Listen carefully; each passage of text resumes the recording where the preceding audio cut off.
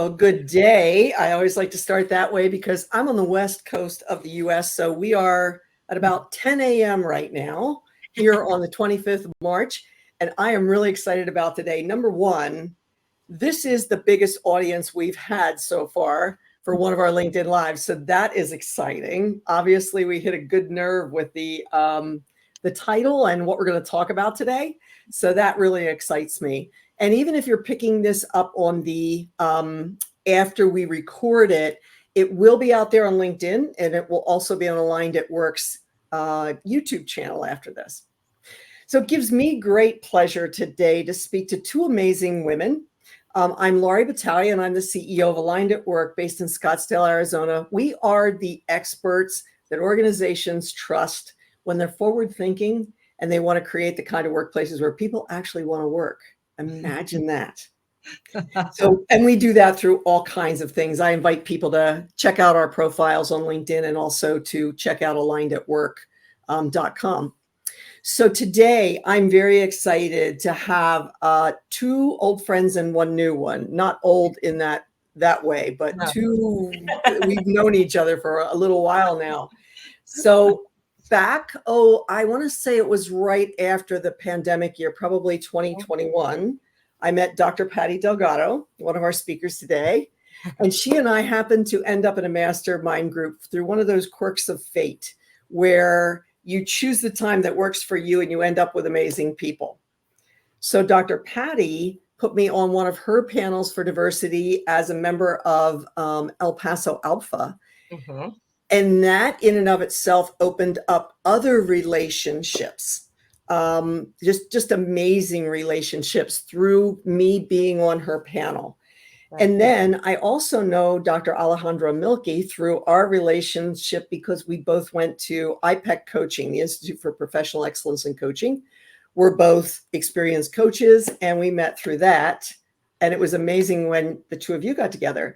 And today I've had the pleasure of now meeting Dr. Patricia Conde-Brooks, and she is also an amazing woman. So in the order that I just introduced you, I'll ask Dr. Patty to go first and introduce yourself, and Dr. Alejandra, and then Dr. Patricia. Oh my God. Thank you. Thank you, Laurie, so much. Yes, I do believe it was fate, the universe, everything always aligning. I do believe in that. As you enter into entrepreneurship, you find those people that you resonate with, that you connect automatically with.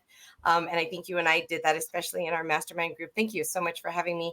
My name is Dr. Patty Delgado. I am originally from the beautiful Sun City of El Paso, Texas. We're right on the border. We're a bi-national, bicultural, beautiful community that is all about creating that, what you just described so beautifully, comunidad. And the comunidad that extends like really close, and then the comunidad that can extend even further out to new people, inviting them into the community. So thank you for having me, Laurie, and thank you for having us here today. We're excited to be here with you. Yes. Excellent. So now it's my turn. Yes. So I'm Dr. Alejandra Rodriguez Milky, and also very happy to be here today. And I've been very lucky to meet all these women. And I remember Laurie, when I was doing my coaching school, and the support that I got from her was amazing. So very lucky for that. I am a foreign-born Latina. I was born in Mexico. I moved from Monterrey, Mexico to Austin, Texas, 24 years ago. So I've been here in Austin ever since, after finishing a PhD in education. And now I am very lucky to be able to provide coaching to Latinas. I'm also have my consulting firm, Alejandra Milky Coaching and Consulting, about DEI, diversity, equity, and inclusion. And I'm also very fortunate to be one of the 3 co-founders of El Puente Institute. And that's how I am associated graciously with Dr. Patricia. So I've been very lucky to be able to put a lot of things about who I am as a Latina in all these areas of my life, and always with the mission and the objective of creating leaders, especially Latino leaders, because we need them so much in this world. So happy to be here. Thank you. So it's my turn. Buenas tardes. Good afternoon. Patricia Conde-Brooks joining you from very cold Minneapolis, Minnesota, where we got a bunch of snow yesterday, and in between snow systems again for tonight. So yes, You may feel sorry for me. That is Hartford, a girl that was born in Bogota, Colombia. So I'm an immigrant from Bogota, Colombia, and my family immigrated to the United States to a small town in Oklahoma, Earlsboro, Oklahoma. And that's where my journey began as a Latina. That's where the label came from. That's where the identity started to develop, because it is a unique identity that you develop when you come to the United States. And what does it mean to assimilate or integrate into a new culture? I'm an educator by trade. So I most of my life I've worked in higher education. I'm currently working at University of St. Thomas. It's the largest private Catholic university in the Twin Cities. And I've been mostly work in my life with underrepresented students, Latino students, in providing access, retention, and success in graduating. But when I went back to get my doctorate degree, I really got interested in just really learning more about myself as a Latina, learning more about leadership and how do we lead through our cultural lenses. And so I did my dissertation on my whole research on Latina leadership and what does it mean to be a Latina leader and how does that intertwine and what is the connection there. And that was how I met Patty by doing COVID over Zoom. We both shared some of the same interest in our research. We both had sort of researched the same thing to our some similar things. And we're just going to create the survey, and that's all we were going to do. And a few years later, here we are. Started the Puente Institute, which has been brought a lot of joy in my life. I do work full-time at the university, but I work with Alejandra and Patty in creating some of our trainings. I do a lot of the research and analyze the data when we meet with clients. So I do a little bit more of the backward, but just really excited to be here. Thank you so much for having us, Laurie. Absolutely. It's exciting to be able to come and talk about what we believe indeed is the future is Latina. Yes, it really is. It Hence really the is. title, right? Hence the title. There's some statistics around that, I believe. Yes, we do. It really is. Yes. So tell me how you all came together to form El Puente. Where did that idea come from? What does that mean? Because I looked up what it means, so I know what it means. But what does that mean, and how did the name come about? Just whoever wants to go. Yeah, so I think again, it's also part of the universe. A lot of in our community, it's God, just that spirituality that brings people together. I had the opportunity of meeting both of these wonderful women at different times of my dissertation process. Dr. Patricia, I reached out to her because of her amazing research she did in Latina leadership. Dr. Alejandra as well. And so I knew in my own consulting firm, which is called the Bridgify Group, I knew there was always an opportunity to give back to our community. Our community has so much potential. It's the largest minority group. We are growing. We are lacking in positions like CEO positions and leadership positions right now in the corporate landscape. However, there is a lot of opportunity. And so we always want to give back to our community. Any Latino that we know is ready to give back. And so this was kind of my idea to give back, to open an institute that focuses on helping CEOs understand the new workforce, which is a lot of it is the new Latino workforce. So meeting these two women, I thought to myself, why not start an institute? We're academics, we're practitioners at heart. We understand our community from a very deep values level. Let's integrate this all. Let's put a little like sazon, like Dr. Patricia likes to say, a little bit of salsa, and make this something that can really be a true representation of our community and the future of our community and also of our people. So El Puente began. And I asked these two women to join me on this journey, and they so graciously said yes. And I was so grateful because I don't like to do things by myself, as most Latinos do. So I was like, yes, let's do this together, like comadres, like partners, like friends, like amigas, like academics, like professionals. And so El Puente was built and born about a year ago. We're already over our year mark, and now doing a lot of great different work when it comes to different industries that service Latinos, doing individual leadership development for Latinos and our allies, and just creating that place of a familial place, familismo, what we call it, where anybody that is Latino or not Latino can come, learn about their own personal cultural identity, and then learn how we can extend la mano, like we say, the hand to others to come join us. So El Puente translates to the bridge. So we are creating bridges between communities, not within our own, and also other communities outside, and extending our hands to others to join us in this fight for equality, this fight for representation, this fight for being seen in places that we are not always invited to. So that is El Puente, and we're very excited to be here. And I would love to add a little bit about how we started working together, because I think it's a story about the power of networking and connection.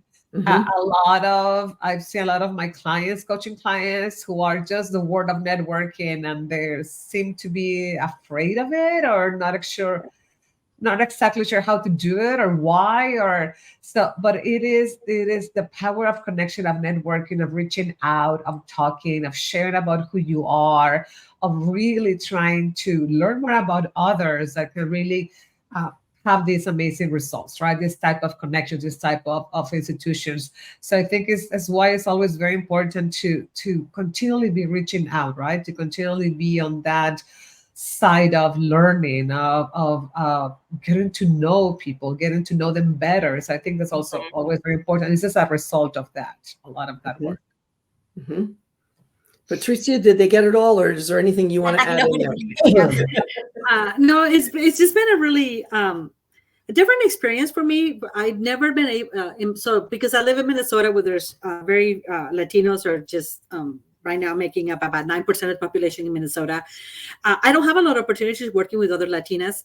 And so this was really intentional, and it has filled my heart in a different way, right? To be able to really feel integrated and valued within a team where so many of our nuances around culture just we kind of understand. Our ability to, all three of us are bilingual and bicultural, so we're able to jump from one language to the other. We're able to discuss things, and just and the power of having Latinas working together. We, as Alejandra and Patty were both saying, our numbers are increasing. Latinas are educating themselves at higher levels than others, but we're still quite often the one and only in the room, right? And we're offered the one and only and the first, but we're making sure that El Puente Institute that we're not that we're creating many more to come. So we won't be the last in the room. That's really what we're at about, not being the one and only and the first, but being the one, but not the last. So we're really developing Latino leaders. That's what in the business. Alejandra says we're in the business of developing Latino leaders, or at least helping people. So it's just been unique. I don't want to call myself old, but we call it in Spanish, have the canas, the white hairs to prove it, except I color them.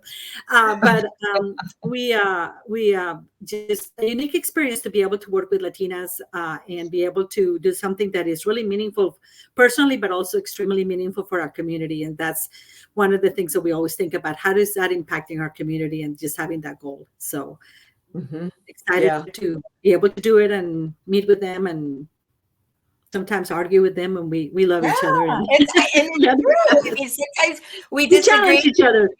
Yeah, it's just part of the work. But I think there's always a level of respect there. I know there's always a level of respect there for each and every one of our voices and our ideas and our different ways of thinking of different projects and looking at different types of projects that we're doing. So it's been a joy, and it's going to continue as we continue doing our work, hopefully as long as we're able to. I was just trying to estimate the total number that you'd put on the IQ in this screen. It's pretty high. It's pretty high. So talk a little bit about, how do you approach creating leaders in the Latino community? What's the difference between some kind of leadership development that I might do or I might create and something that you might create? What would be some of the cultural aspects of that, or anything else that I'm not thinking of? That's a great question. I'll throw out a stat, and then we can all kind of chime in. So for the Latinas, as celebration of Women's Month this month, and celebrating women of all cultures of from all over the world, we thank you for your bravery, your courage, and we continue cheering each other on as we pave the path for all the other women coming behind us. But just from a Latina perspective and Latina leadership perspective, there's 2.8 million Latinas in the workforce right now, and we're expected to grow approximately 26% by 2031. So there's a lot of Latinas that are now encouraging and wanting to grow that career ladder and get up there, right? We only represent 1% of C-suite executives. 1% are represented of Latinas. So there's so much opportunity, but it starts with knowing ourselves first. And so I think that's the beginning of how we're different from other firms that are focusing on this type of work and leadership development. And I'll let the others also continue explaining that. I think that the what we have learned out of research, the research that is out there and the other that we have conducted, is that there is a big component of you being a leader, of course, is your self-awareness, right? Is to understand who you are. What are you bringing to the table? And when you do that kind of work, your culture, your cultural background plays a gigantic role, right? So, and sometimes for this or whatever reason, we don't pay a lot of attention to that cultural background because we are continually trying to either find the way that things are done in this country or try to succeed or try to climb the ladder, right? And we forget how to pay attention to those things that make us, in this case, Latinas or Latinos. So our programs, our programming is all around first ensuring that we understand that cultural background, because we know that that is going to serve as a solid foundation for any other leadership skill that needs to be learned and developed. Without that solid foundation, right, without that solid ground under your feet, you can learn about leadership skills, right? You can learn how to delegate. You can learn how to provide feedback. You can learn how to conduct very good one-on-one meetings. But without that solid foundation around your cultural background, all those skills are going to be on shaking ground. They're not going to be solid. So we believe that everyone, and this should be for everyone, should have that very clear understanding of who they are. And in our case, what we do is we provide that solid awareness of who you are culturally speaking, and then we provide the leadership development, because we know that once you have that understanding of who you are, those skills are going to be easy to apply, right? To implement. Sometimes, and you know this, Laurie, many times it's not about what to do because we know or we've heard or we can learn. It's about what is inside us that maybe prevent us from doing it. Yes. And I'm going to give you a very quick example. So for example, a very simple example that is, we share this example a lot, and is my example that when I came to this country, the university, I was working my PhD, and my advisor asked me to call her Joe by the first name instead of Dr. Worthy. And well, I couldn't do that, right? There was no way. So everything in my culture talks about that respect for those who are in higher positions or for those who are elderly, or right? And in the meantime, there was all these Anglo classmates that were calling Joe since day number one, right? But I just couldn't do it. So there was something about my cultural background that was interfering, right? That leadership skill could be that camaraderie or that kind of relational building, right? Whatever it was that was getting in the way. My culture was getting in the way. So that is just one example of, without understanding, then you can think of, well, I'm defective. I cannot do that. I don't have the skills to make it in this country or in this corporation. But once you have the awareness, you're like, okay, it's just my culture. I can know more about it, understand it, and learn how to deal with that aspect, right? Yeah. Yes. But so I would say that we're all kind of getting to this part of it. It's that cultural self-awareness. Right now, I'm aware that there's something there, and what we do, we've done several master classes. I think we finished our 6th master class. Wow. They're 5 weeks long. The master class we just finished the week before last, and we do a survey at the end. And one of what we most often hear from those that partake in the class is like, they have this aha moment of like, oh, now I understand it. We have there's names for these cultural constructs, for these cultural scripts. In the Puente Institute, we trademark them as cultural drivers, because not only do we name them, but then we give you ways in which you can tame them or claim them, or see, is it working for me? Is it not working for me? Is it appropriate for the situation or not? And so it's that moment of most often saying, Thank you. I see it now. I understand it. I can use it. You gave me a name for it now, so I know what it is, because it's like you have that awareness. It's like, if I'm going to go buy a car and I think I want a red car, I guarantee you when I start driving down the interstate, I'm going to see all kinds of red cars, because now I have an awareness of the red car. And it's the same thing with some of these cultural behaviors. So sometimes we really didn't know where they came from, or we thought it was only part of the family, our family, but really we bring all of that. My research and my data and all the literature and stuff, it says we bring those behaviors. All leaders do bring their personal behaviors into the workplace, and sometimes we have to acculturate or integrate, and depending on the organization. But then it's a choice then, right? And then now I choose and I understand what it is that I'm doing. So you're likely to lead better and be more satisfied in the places that you are, just by starting with that cultural self-awareness. So it's a lot of self-work. What we do is a lot of really self-work. Yeah. And then we take it one step farther in activating. Alejandro's really good about, well, now that you know this, how do we activate this within the leadership practices, right? Because we move on to providing some of that. And so we had phenomenal results, even beyond more than we thought, when we created the curriculum. Of everybody that's went back and recommended people by saying, this was really, I never had an opportunity to do something like this as a leader, and it really provided me an opportunity, especially as Latinos, to do that. And then we take it one step farther, and that we also think that it is our desire to educate the non-Latinos, right? Because if you're working with a coworker that's a non-Latino, you may want to understand more about them, where they come from, the community. Financially, you'd be really good at it because of knowing, because you retain Latino talent, and really gives you a glimpse of the Latino market by understanding some of these cultural concepts. So we also do our trainings to non-Latinos to be able for you to have that understanding of the Latino culture. So it sounds like all are welcome to come. All are welcome. All are welcome. And then if somebody wanted to sign up for your master classes, where do they find that information, or where can they follow you? And we'll do this again at the end, but for right now. For right now, our biggest place for people to follow us is on LinkedIn under El Puente Institute. We have a page there, and that is where a lot of things are coming up and coming master classes. Just different, a lot of research. We're also doing research. That's a big part of who we are, is that we provide the evidence and even take evidence in, and everything's evidence-based. And we're growing. So we are rebranding. We're going to have an amazing new site and brand for El Puente. So once that's up and running, we'll definitely direct everybody to there as well. But the masterclasses and anything else is promoted there. That's the best place to start. Very good.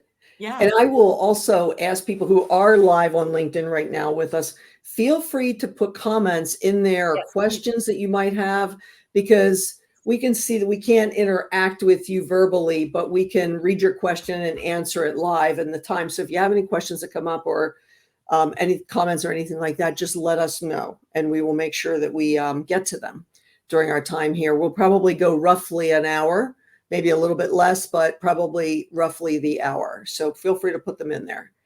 Let's see, where do we want to go next with this? I wrote so many things down. I was talking about the 1% of the C-suite positions. That's not acceptable.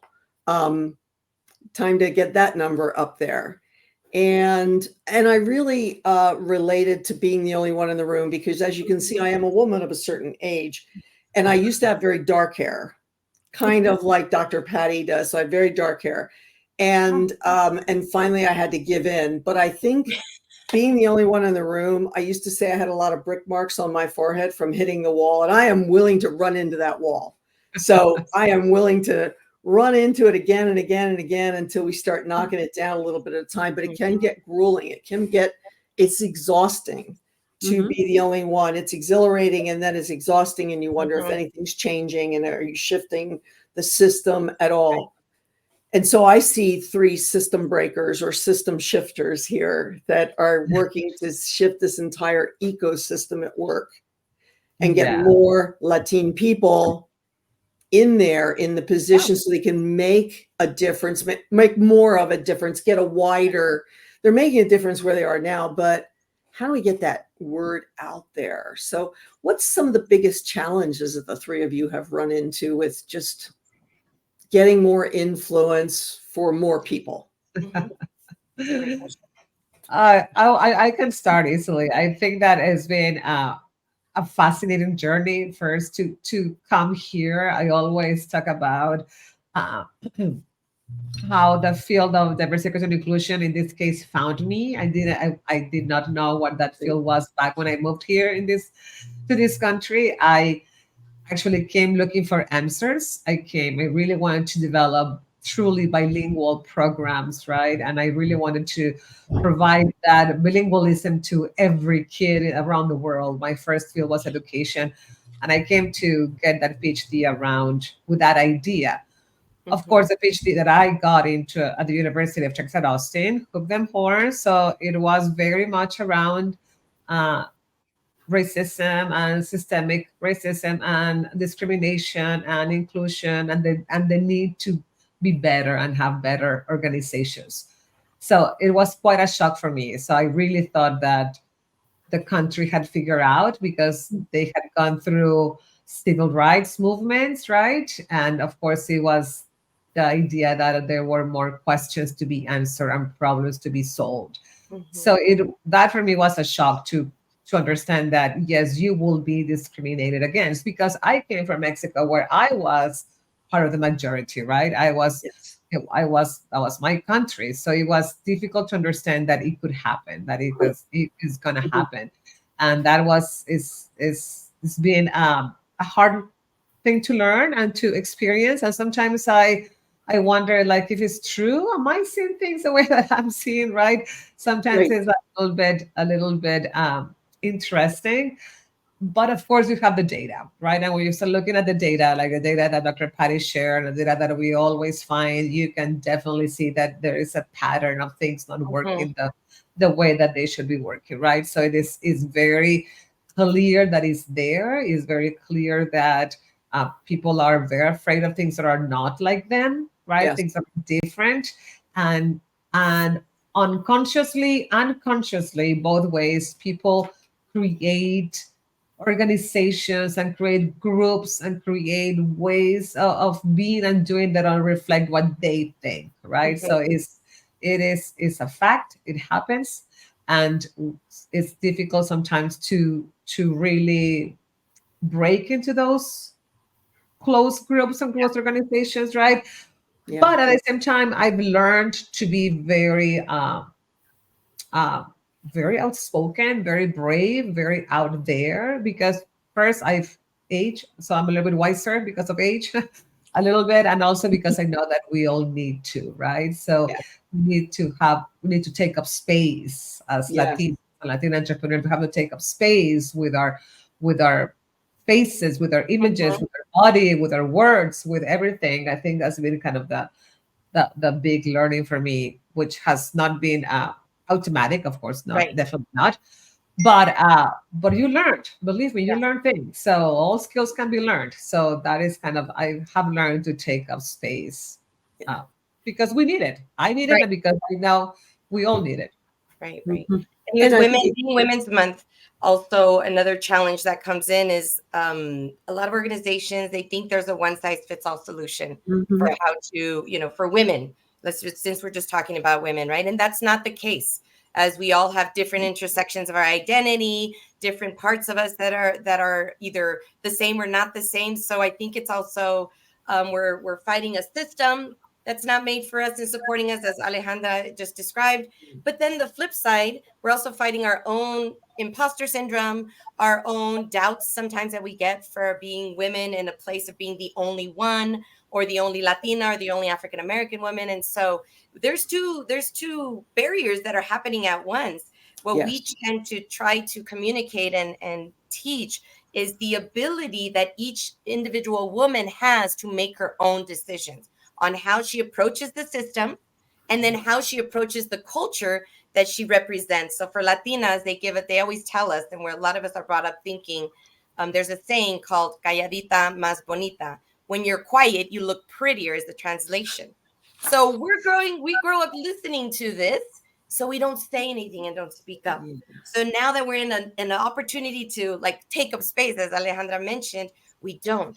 So we also teach in the institute, how can we overcome our cultural narratives that are not serving us right now? And how can we do it in a way that we're still honoring our ancestors and our heritage? And so when we are able, we've learned to communicate that and do that, there's power and owning your power once you know that. So I think those are other barriers that are happening. Also, I mean, any other ones like the stereotypes that are placed upon us. So, so graciously, as we are called feisty Latinas, sometimes, and just the complexity of our identities, I think also create those barriers. But there's solutions, definite solutions, and a light at the end of the tunnel. And I would say, I think one of the barriers that we encountered as Latinas is sometimes lack of mentorship, sponsorship, and allyship. So we just recently we write articles on LinkedIn, and we wrote one, and there's a Latino nursery rhyme. Is called Tres Elefantes, three elephants. They balance each other in a spider web, and thinking about each one of those as being part of we perhaps because of the lack of positions of power, that we may not have the right sponsors or mentors. So it's about having that awareness that as Latinos, we're naturally really good at being mentors or sponsors because we have familial community feelings. But how do we enact that to move up? Needing that, and really within our Latino community, we could use more help with. We have the concept of machismo, which means a very male-oriented sort of hierarchy within the community, and so we have encountered some issues around that. And being able to, we appreciate people wanting to do things with us, but not for us. There's a difference of doing something with us, but not for us, and having that awareness of what does it mean to now the weird, we call it chingonas, which is a term. Berracas is what we call them in Colombia, because Spanish is my own saying.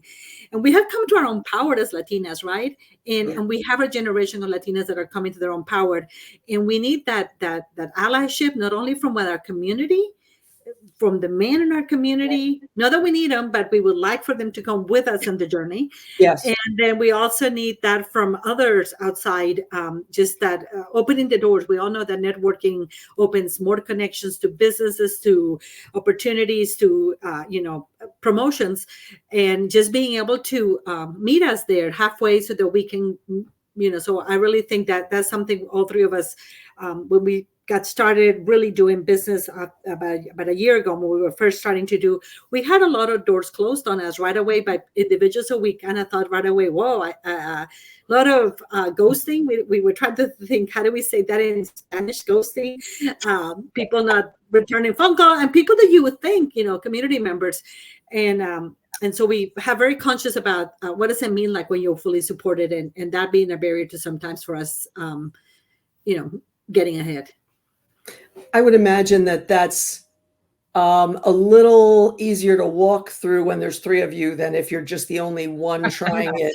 It would be easy to get really derailed if you're like, oh, it's me. Yes. Rather than, hold on here, wait a minute, what's happening? And how do we get those doors busted down? I find that a lot of times when you are a trendsetter, when you are out ahead of the curve, you feel like you're singing in the wind and nobody's listening. And it's just hard to get those doors broken down so you can start to make impact. And we do have a question, but before I go there, I just want to hear a little bit more about allyship. So what are things that I, as a Caucasian person, can do to support this or be generally a good ally in general?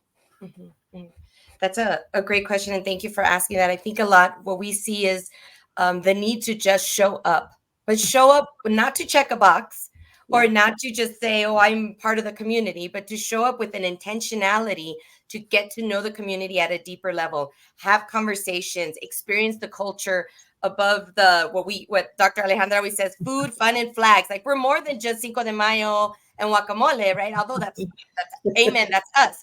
But a little bit deeper of just what are those things that motivate us as a community? How can you help in that? And I'll give an example of what that looks like, Laurie, because you were in the example. When you came into the Alpha, our Alpha familia, and Bid was part of that, you were so gracious to say, how can I help? What do you need? Those questions are really powerful questions when you ask a community that doesn't usually get asked that. And so I think also that intentionality that you so graciously showed us as even you and me, our relationship has grown, is really where that's at. And so that for me, I think it's the intentionality and showing up and being open to learn about the community at a very deeper level, the great and also maybe the not so great that comes with each different community. And be open to learn very respectfully. We train people how to be a culturally relevant ally. So we talk about how to ensure that you check your disposition. How does it feel? What is your attitude towards differences, right?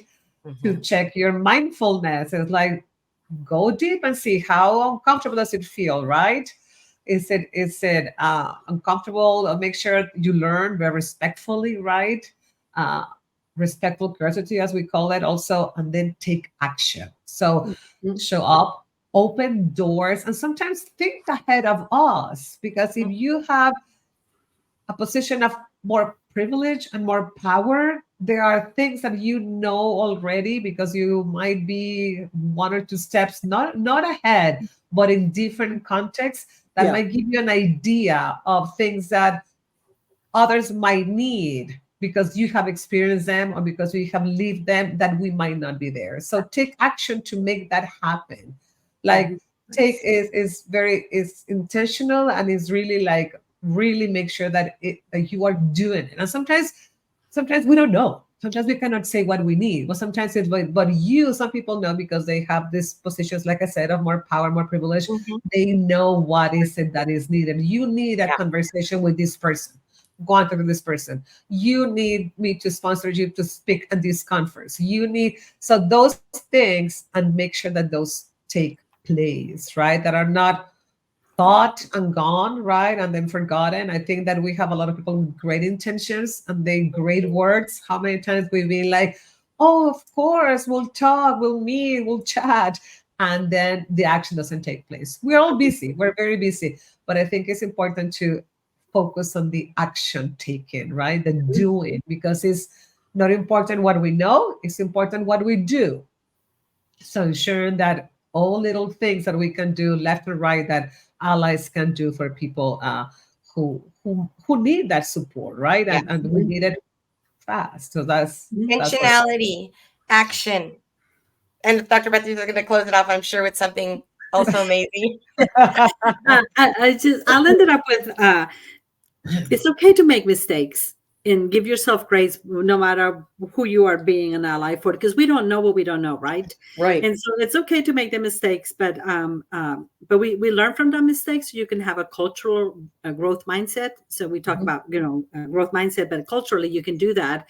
And so show up with cultural humility and know that you're going to make mistakes. But I think if you have spent the time developing the relationships, then it's understandable, and we all learn and we all change every day. But so Latinas have what we call the adobe ceiling. So you have the glass ceiling. Black women, they call it the concrete ceiling. For us Latinas, is adobe, because adobe, you think about adobe being murky and dark, and when you're trying to hit it against it, it just crumbles down on you. There's some research out of Stanford University have written about that. And so help us be an accomplice and help us bust the adobe ceiling and get us in places and spaces, because we're amazing leaders. Latinas, we are amazing leaders.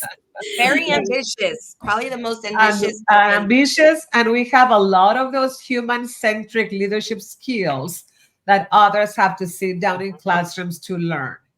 So we have them because of a lot of our culture, a lot of how we've been raised. We have a lot of these human-centric, we're people-oriented, we're relationship-oriented, a lot of those skills that others have to sit down and learn. That doesn't mean that we cannot learn and that we won't learn some other things, right? Because of course and that's what we're trying to do, ensure that we all have that amazing leadership development that can make or break a career. But having said that, there are a lot of skills already there that are ready to be leveraged and honed to develop amazing leaders. So it's very important to keep that in mind. Yeah. I can only imagine how powerful the world could be if Latinas were, I don't want to say allowed to, but allowed to, I mean, in the broad sense of like, there's no barriers. What if Latinas showed up as leaders in their whole selves? How freaking amazing would that be? Yep. Because most of the time when there's a dominant culture, which here in the US is white and male. And so as someone who thankfully liked short hair, I was always acting and dressing like the men that I worked with, because if I didn't, there was a certain level of respect I'd get and it wouldn't go any further. And I fought a lot of fights. I was like, bring it. So how cool would it have been if there wasn't a need to always fight for it and fight for it? What if we welcomed people in? I mean, I don't think that's too much to ask. I really don't. Some people think it is too much to ask, but I really don't think so. So yeah, I don't know. I want to get to the comment that is there on LinkedIn. So Elizabeth has a good one. Do I have to get a PhD to feel respected or heard? Before you got your doctorate, were you heard? Oh my God, that's such a great Can I take that one? Yes, go ahead, Alejandra. I know the answer to that one. And the answer is no, you don't have to get a PhD. Dr. Patty Patricia, they would say, like, please go ahead and get your PhD, right? But only if they want to. Only That's if what you we want would say. to. Only if Because you there's want a to. very small percentage of Latinas that have PhDs. I think it's like 3-4%. So if it's in your, no, it's smaller. Okay, it's 1%. Thank you, Patricia, for the correction. But if it's in your cards and desire to do that, yes. Go ahead. But do you But feel it's not heard? needed. Yeah, okay. No, it's not needed. But let me tell you why I think it's not needed. Because nowadays there's a lot of other ways to get the support that you need to develop that courage and the bravery, if I can use that word, and the whatever it takes to speak up sometimes. But because speaking up, taking up space, I mean, they sound amazing and very romantic, but those can be broken down in skills that you can learn and practice. So it's not going to be from one day I don't say anything and then the next day I am leading the employee meeting, blah, blah, blah, right? No, but those are leadership steps that you can take to develop that courage, that confidence, right? To start doing that little by little, little by little. And so that is what now there are coaches. There are a lot of coaches, a lot of support groups, a lot of masterminds. Contact us, because that is the thing that kind of like drives me. That is my work. Like, no, you can do it. And there are skills that you can practice every day, little by little, in a very sequential and carefully constructed way. So you can develop that, because you can do that. And no, you don't get in trouble. I can see that if you speak, you will do it in a way that it won't cause trouble. Or if it causes trouble, you will be able to deal with that, right? But it is a skill that you have to learn and practice. And there is no time like now, because we cannot waste more time. Not waste, but we cannot wait more. We cannot wait any longer. We need that. And I think to the second question, thank you, Liz, before we got a doctorate, was our voices heard? I think any certification, any education, of course, it gives you a step, right? Or even a foot into a door, so forth. But Dr. Alejandra's right. It's really how you show up and you make it an intention for yourself to have your voice heard. If you're not sure how to do that, gain the skills to do that, create that support network around you. And because your voice can be heard at whatever level with whatever education or experience that you may have. I still will promote for Latinas to get PhDs. That's just me. For the right reasons. Yeah. Yeah. I'm somewhere in the middle. I do know that there's only 1% of Latinas that have a doctorate degree, and for that I'm very proud of it. It's a lot of work, and it has meant something personally for me. That didn't necessarily give me the courage to speak up. I've been speaking up for a long time, but I would say it's more about think about.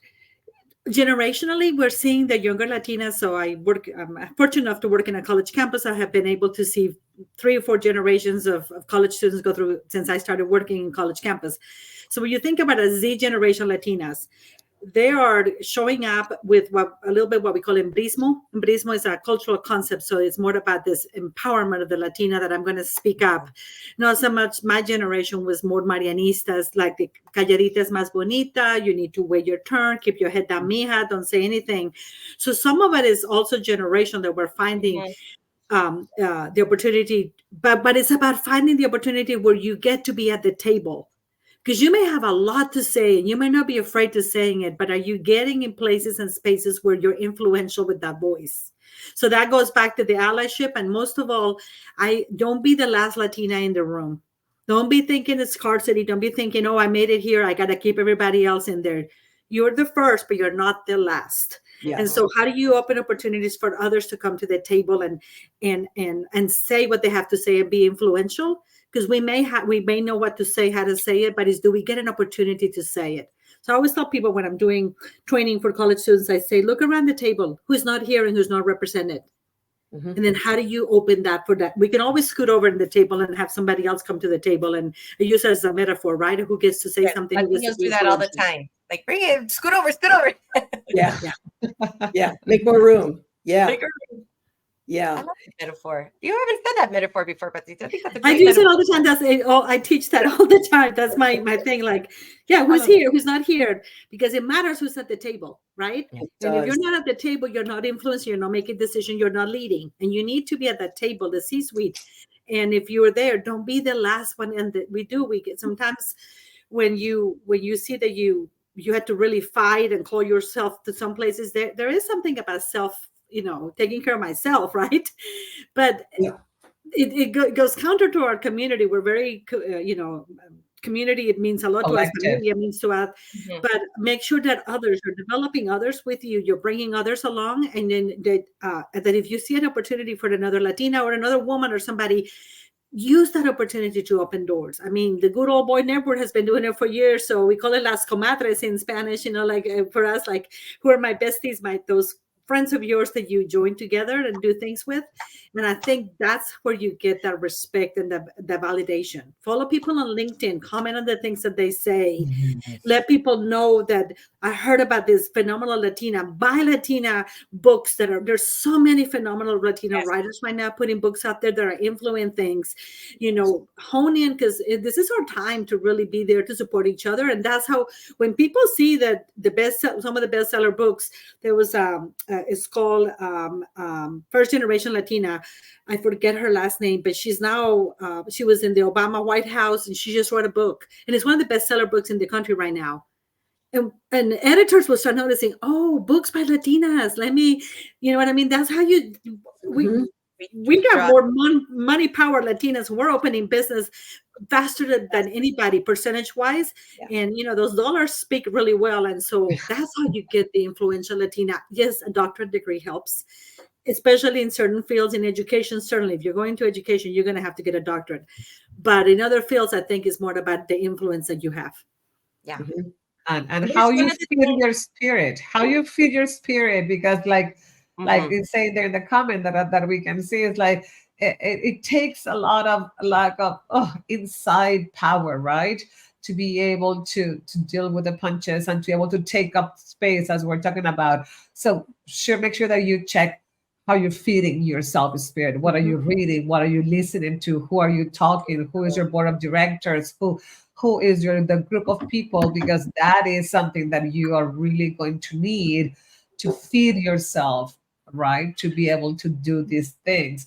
And these kind of questions, the ones that Patricia said about who's in the room, who's not in the room, are great questions also for allies. We're talking about allies to consistently be asking themselves, who is in the room, who is not in the room, and what can I do to change this? What can I do to change this also?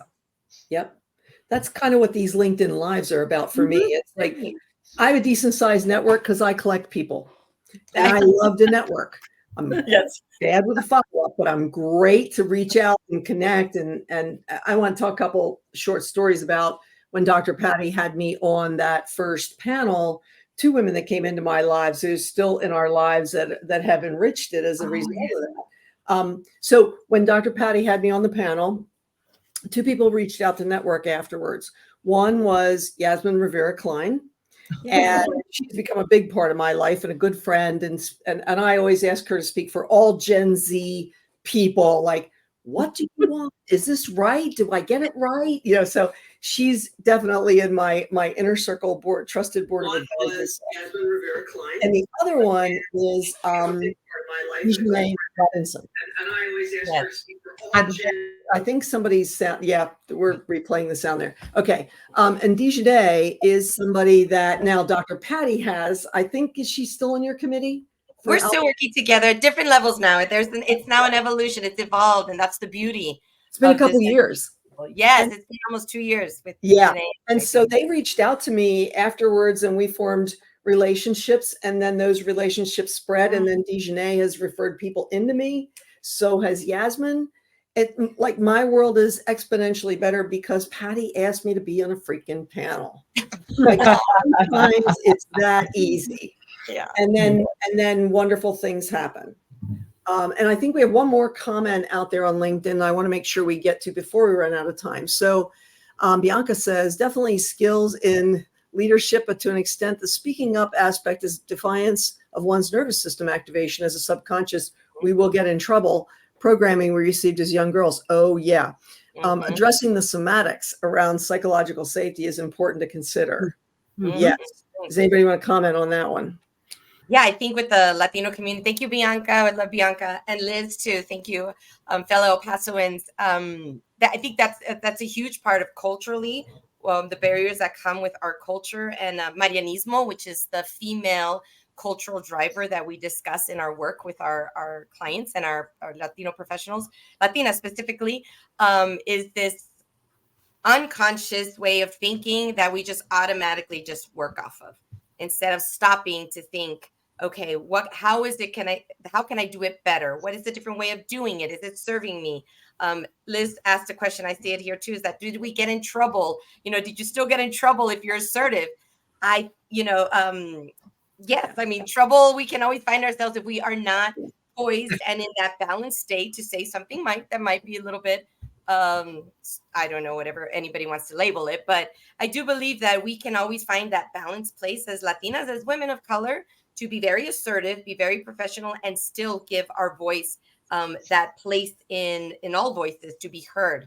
It might need a little bit of refinement at times, but ultimately, I think that's always possible to see that. And we do teach that in the Institute. So, Liz, I'm going to follow up with you. Yeah. Anybody else want to comment on any of the questions or anything that we have out there? And Yasmin is shouting out Dr. Patty for introducing them. Likewise. And Alpha has been a big part. And it was kind of funny for me because I worked for an organization that recruited widely and did a lot of, I'll put in the quotes, diversity recruiting. So they would get out into different organizations. And for whatever reason, I had not heard of Alpha until you brought it into my world, Dr. Patty. So thank you for that, because it's a gymongous organization that, sometimes you find that when your head is in a certain place culturally, you just don't see what else is out there.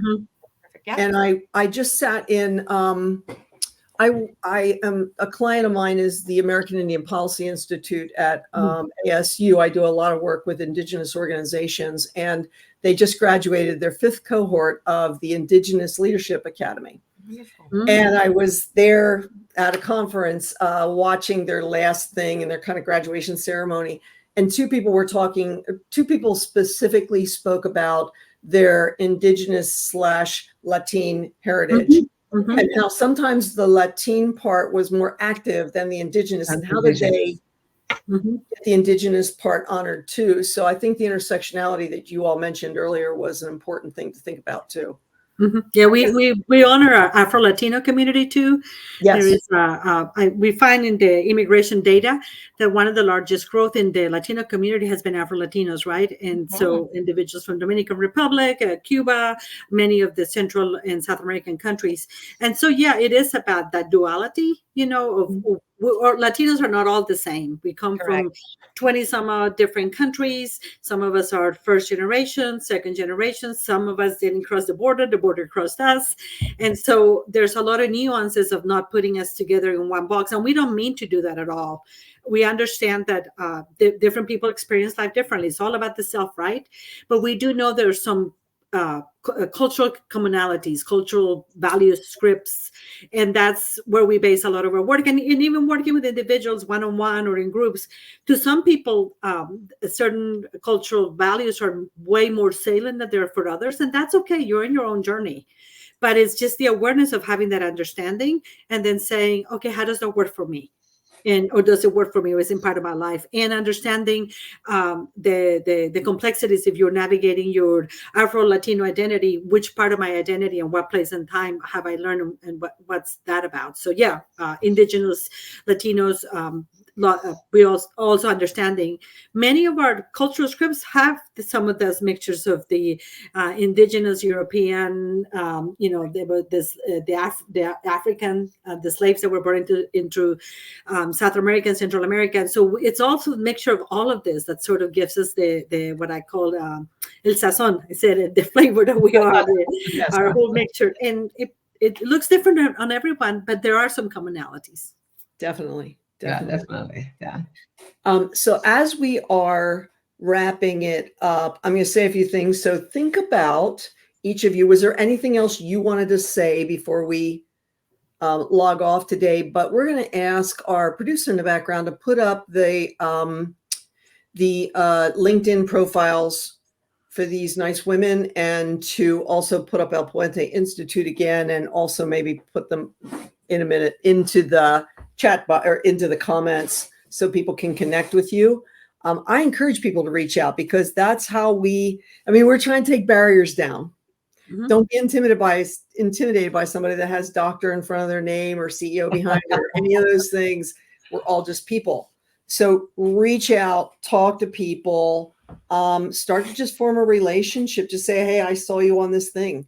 So let's see. So we'll put those up. We'll put the connections up. And then I believe that you are speaking at Alpha Phoenix's Ideal Summit. Yes, we are. Okay. Yes. So, talking about Alpha and El Puente Institute. So yes, so we are going to be talking during the keynote to the Alpha Phoenix group. Mm-hmm. We're very happy about that. They're going to be hosting their Ideal Summit in April. And we would love to see more people there. So it would be fantastic. So yes, check out Alpha Phoenix. So we'll be there speaking effectively about a lot of these things, but in more detail about that intersection between culture, our cultural background, and our leadership performance. So definitely. And that's virtual, right? That's not virtual. Okay, it's virtual. So anybody can join that. Okay, awesome. And the link is there on LinkedIn.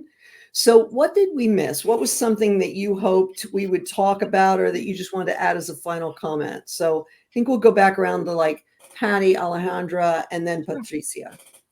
Well, first, thank you again for this time, for this platform, for us to be able to share who we are, just on a personal level as well as professional level. One thing I do want to provide here is for leaders of organizations who are ready to fully understand their Latino employee experience at the cultural values level, at a deeper level, that's going to create motivation, productivity, and increased retention efforts. Please connect with us. Do not feel like you can't or tiptoeing around us again, because we're women and we're Latinas and we're feisty and we have PhDs. No, please don't let any of that be the barrier, because we can come into your organization and help you set it up in a way that's culturally relevant, not only for the Hispanic population in your organization, but for you and the non-Hispanic leaders that are leading them. So that's one thing. And second, for our Latino professionals that are out there that are listening, thank you for what you do, for your courage, for your community. Take time to get to know yourself, and again, connect with us, because we're ready to take you on a journey from knowing yourself here to knowing yourself here culturally, so that you can create the superpowers that are ingrained in us as a community, and so you can start making those changes yourself. So please connect with us, and also contact us if you have an organization that you're part of that you want this in, or if you want to be part of the movement at El Puente, just connect with us. Those are my final words, and I appreciate you, Laurie. Thank you for again. And to my comadres, as always, it's always a blessing to be here in this room with you. Nice. Alejandra. Thank you, Dr. Patty. I think my last words is about a lot about the words that I want to say to everyone, to all small business owners or business unit leaders or CEOs who are noticing how their teams they are struggling sometimes. Managers are struggling sometimes, right? Because we have a lot of these green, younger managers in this position. So a lot of these younger managers are Latina managers. So I want them to for them to understand that there's a lot of power in these Latina managers, these emerging Latino managers, and a lot of knowledge that can be placed with them. They can learn so much in a way that they can continue to leverage their own cultural identity, but in ways that they learn how to be these efficient managers that we need in this world.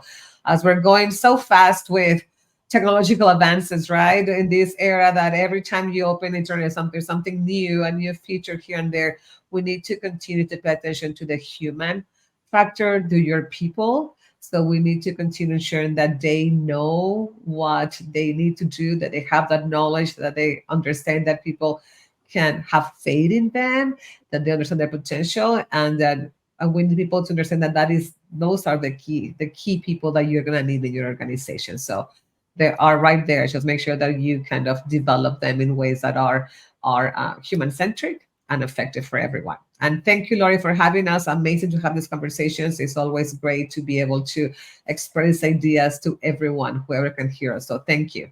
Thank you. And Dr. Patricia. So I will start with, I think I've said it 2 or 3 times today. If you're the first, don't be the last in the room. So that means you're not the last Latina. You're going to bring others. And one of the ways in which you can do that is through mentorship. And so think about what does it mean to be a Latino? Think about what does it mean to do mentorship through a culturally relevant lens. And that's something we work with a couple of clients, and we get like, you have ERG groups, but then you don't really know how to create these mentorship programs, and how do we do it so that we're relating to each other. So think about what does that mean. We're actually Patty and I were asked to write a chapter for the book on culturally relevant leadership, and we're in the process of doing that. And more to come when it gets published. But the publisher is on part of a group of others writing about mentorship, and just think about that. I think is just as important that you be part of the familia, the community, and how do I mentor, and how do I do it well, and how do I take advantage of those mentorship opportunities that come my way. So that would be, don't be the last. Don't be the last. Yes. Yes. And I know that those alpha groups oftentimes have mentorships for, at least in our area, for college students. So sometimes there's organizations that you can connect through.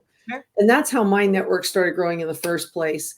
But I encourage everybody who's listening and everybody that they can take this, and feel free to grab this link. I believe it goes live almost instantly after that the link goes live. Send it off to people. Someone besides, I know Alejandra's mom is going to get a copy of it. That's dinner in this. But you want to make sure that you do forward this word out. Talk to people. Contact El Puente Institute. They can help you. You don't have to go through this alone. Correct. Exactly. So, thank you. Thank you. Thank you. All 3 of you. This has been a fantastic experience, and I just want to wish you the best. And I'll see you all around and about, in person sometimes and online otherwise. So Thank you. Thank you. Thank you, everyone. Bye-bye. Bye-bye.